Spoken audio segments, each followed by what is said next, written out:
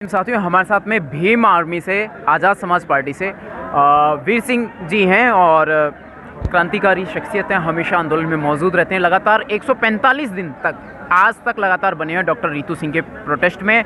Doctor Ritu Singh का protest आज एक और नई छाप छोड़ी है, इतिहास में दर्ज होगा आज का दिन भी। और सर से मैं जानना चाहूँगा, सर ईवीएम घोटाला कहीं ख़त्म होगा इस देश से, या यही देश एक ऐसा है जो ईवीएम के नाम पे, और वैसे बैकवर्डनेस तो बहुत है इंडिया में? सर सबसे पहले तो आपको जय भीम। हम तो पहले दिन से ही जो ना एडवोकेट चंद्रशेखर की डायरेक्शन पे जी यहाँ धरने पे बने हुए थे। जी सर। अरेस्ट हुए थे, रितु को अरेस्ट किया था उस दिन, मैं भी अरेस्ट हुआ था शाम को जी। मेरे सामने उसको कितनी देर आगे खींचा था? कितनी देर के लिए? 3 घंटे लग गए थे। और सुबह 9 तारीख को धरने पे पुलिस ने डकैती डाली। अच्छा, माइक वाइक छीने गए, सब कुछ पाड़ ले गए। यहाँ बहुत करोड़ों का सामान था जी। अच्छा, टेंट थे, इसीलिए आज साउंड सिस्टम नहीं है हमारे पास में। साउंड सिस्टम लूट लिया। 5 आदमी हमारे किडनैप कर लिए, उनका सामान लूट लिया। शाम को जैसे हम धरने पे बैठे थे, फोर्स लगा के रितु को जो ना खींच करके गाड़ी में डाल दिया जी। मैं भी साथ में अरेस्ट हुआ। उसमें महिला पुलिसकर्मी थे डॉक्टर रितु सिंह के आंदोलन में जो अरेस्ट करने वाले थे? महिला भी थी और मेल भी थे। बदतमीजियाँ हुई होंगी? खूब बदतमीजी की उन्होंने। और हमारे शाम तक उन आदमियों के बारे में नहीं बताया पुलिस ने कि किडनैप करके कहाँ लेके गए जी। उनको इलीगल डिटेंशन में रखा बुराड़ी थाने में। हमें भी बुराड़ी थाने में ले गए जी। तो ये गूंगी बहरी सरकार है सर, संघ की सरकार है। आरएसएस ने कब्जा कर लिया है देश पे।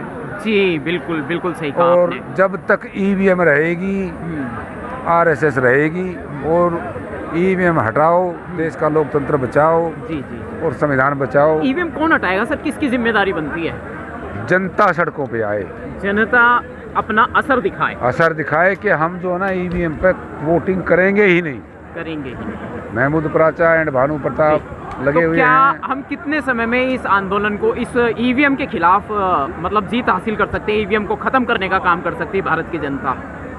जनता की ही ताकत है, संविधान के। नहीं मतलब 2024 में भी चुनाव जो होने हैं लोकसभा के, देखो वो ईवीएम से ही होने हैं। नहीं होने देंगे। वही तो, वो नहीं होने देंगे। आंदोलन खड़ा हो रहा है, शहर शहर में ईवीएम फूकी जा रही है। पूरे देश में आंदोलन खड़ा हो रहा है, ईवीएम का विरोध हो रहा है। और ईवीएम को तुरंत बैन किया जाए अगर लोकतंत्र बचाना है तो।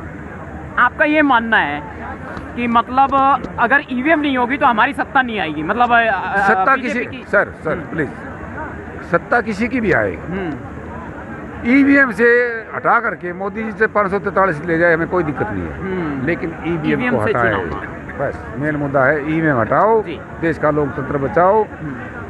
Indian democracy is hijacked by the RSS at this time.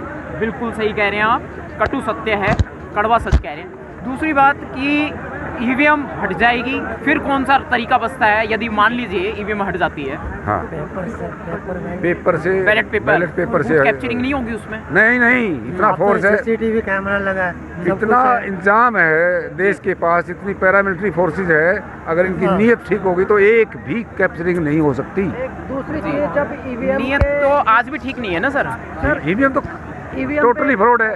काला शीशा क्यों लगाया? जब ये चलाया है बाबूजी कि ईवीएम का, उन्होंने ये भी कहा है कि जो भी कैंपेन होगा, जो भी वोटिंग होगी, वो अंडर सीसीटीवी कैमरा होगी। राइट, ठीक है। और वहीं पे उसके सेम डे हमें ना काउंटिंग चाहिए, पूल वोटिंग होगी नहीं। हमारे पास मैनेजमेंट बहुत है। जब इतनी फोर्सेस यहाँ दलितों को पिटवाने के लिए लगाई जा सकती है तो वो पूलिंग पे क्यों नहीं लगाई जा सकती है? सही बात। मेन चीज़ ये है ना। तो भानु प्रताप जी ने एक बात कहा था, महमूद प्राचा साहब ने जंतर मंतर पे, कि ईवीएम से नहीं बैलेट पेपर से चुनाव होगा, under CCTV camera, same day उनकी काउंटिंग होगी, तभी हम लोग निष्पक्ष चुनाव माना जाएगा। तो इस तरीके से चुनाव होगा तो डेफिनेटली पता लग जाएगा कि कौन सत्ता में आना है, कौन नहीं आना है। आप ईवीएम हटाने के पक्ष में हैं? बिल्कुल। जब पढ़े लिखे डेवलप कंट्री ईवीएम का यूज़ नहीं करते, बैलेट पेपर का यूज़ करते हैं, तो भारत जैसा पिछड़ा देश, शिक्षा जिसमें अभी बहुत नीचे स्तर की है, तो उसमें ईवीएम की तो मशीन तो पढ़ा लिखा भी नहीं समझता, एक जज भी नहीं समझता उसकी क्या टेक्निक है। वो ईवीएम की जैसे हम कह रहे हैं, तो ये तो फॉरेन के जितने कंट्री हैं, जर्मनी में ये बैन हुई, अमेरिका में ये गलत पाएगी उन्होंने बैन किया।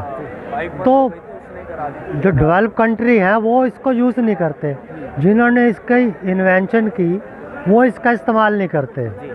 तो भारत जैसा जो इतना बड़ा देश है, इसमें अलग अलग भाषाएं हैं, अलग अलग शिक्षा का स्तर बहुत नीचा स्तर है और सामाजिक पिछड़ापन इतना है, तो इसमें मशीन का मतलब ही नहीं किसी को पता।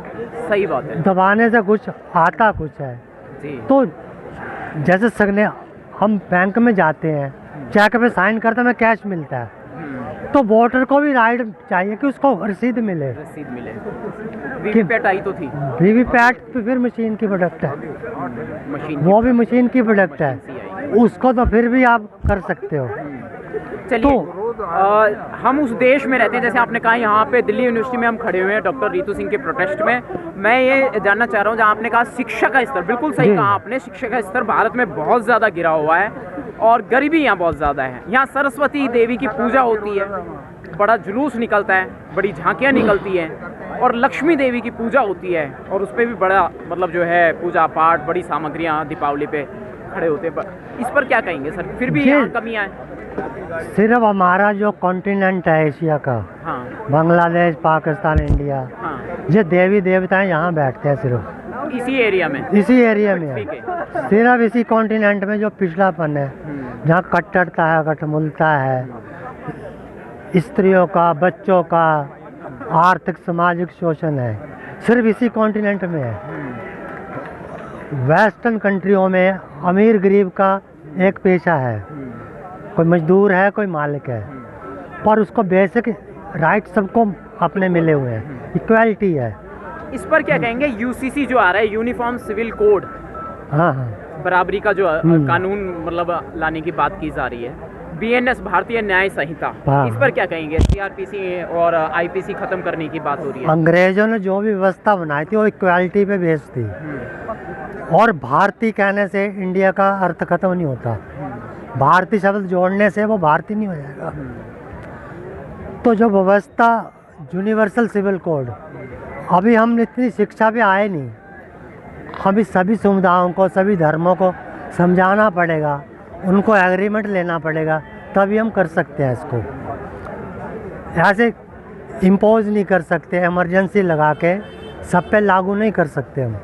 मेजॉरिटी का मतलब ये नहीं है कि तानाशाही से हम किसी पे थोप दें। अब पार्लियामेंट भी संविधान से चलेगी जी, कॉन्स्टिट्यूशन से चलेगी। इस समय आप ये मान रहे प्रेजेंट टाइम में तानाशाही चल रही है? बिल्कुल, जो संवैधानिक संस्थाएं हैं उनका शीन हो रहा है, उनका हरास हो रहा है। इलेक्शन कमीशन एक कठपुतली बन गया। सुप्रीम कोर्ट की जजमेंट है कि कोई भी क्रिमिनल बैकग्राउंड का व्यक्ति जो है चुनाव नहीं लड़ पाएगा। हाँ, तो अगर क्रिमिनल का क्राइटेरिया क्या है, कानून भी बदल रहे हैं, क्रिमिनल का क्राइटेरिया क्या है? जो बड़े बड़े वीआईपी हैं, उच्च जातियों के हैं, सामंतवादी हैं, उनकी कभी इंक्वायरी नहीं हुई, उनकी कभी जांच नहीं हुई ईडी से, वो तो हमेशा साफ सुथरी छवि के हैं। और जो भी कोई मेजॉरिटेरियन बंदा उठता है तो उसकी आप इंक्वायरी कर देते हो, फट से उसको ईडी में ले लेते हो। तो इंक्वायरी करने का भी एक क्राइटेरिया होना चाहिए, सेकुलर। जी जी, सेकुलर नेशन को खत्म करने की पूरी कोशिश है। हाँ। राम राज्य पे क्या कहेंगे इस समय, जो राम राज्य की बात? ये राम राज्य हमारा विषय नहीं है मूल निवासियों का। हाँ, हमें तो शिक्षा चाहिए, रोजगार चाहिए। हम भक्ति तो कर कर के हमारे पुरुष से तो मर गए। सही बात है। हमें शिक्षा जब मिलने लगी, नौकरी करके हम परिवार पालने लगे, तो नई शिक्षा नीति आई जिसमें सब कुछ शिक्षा का प्राइवेटाइजेशन हो रहा है। मतलब शिक्षा पे जोर देकर बिल्कुल सब कुछ चल रहा है इस देश। बिल्कुल, शिक्षा रोजगार सबसे जरूरी है। ईवीएम के माध्यम से तानाशाही चल रही है, शिक्षा रोजगार, बिल्कुल, ये मुद्दे नहीं है गरीबों के। एक बात और जानना चाहूँगा, स्ट्रीम मीडिया बहुत अच्छे ढंग से भूमिका निभा रहा है राम राज्य लाने की। हाँ, क्या ये भूमिका ठीक है? जो अडवाणी और धर्म का एक साथ होना ठीक है? अडवाणी ने एक बार जेलो जर्नलिज्म की बात कही थी जब वो होम मिनिस्टर थे, तो ये जेलो जर्नलिज्म तो खुद ही सरकार करवा रही है, पेड न्यूज़ दे रही है। सही बात। पेड न्यूज़, उद्योगपति एक पार्टी को समर्थन करता है, सही वो बात। एनडी चैनल खरीद लेता है। राइट। एक दूसरा उद्योगपति गुजरात के ही दोनों, वो 100 चैनल खरीद लेता है, एनडी 18, टीवी 18। तो टीवी देख लो, सारे चैनल न्यूज़ के नाम से एक पार्टी एक विचारधारा को प्रोपोगेट कर रही है। लगता है डॉक्टर रितु सिंह रिटर्न आ गई हैं और हाँ, ठीक। आंदोलन अब इस समय शाम हो चुकी है, तो दोबारा मुलाकात होगी जी, सर। जी। दोबारा मुलाकात होगी आपसे। जय भीम, जय जय भारत, भीम। जय सही। Thank you. बहुत आप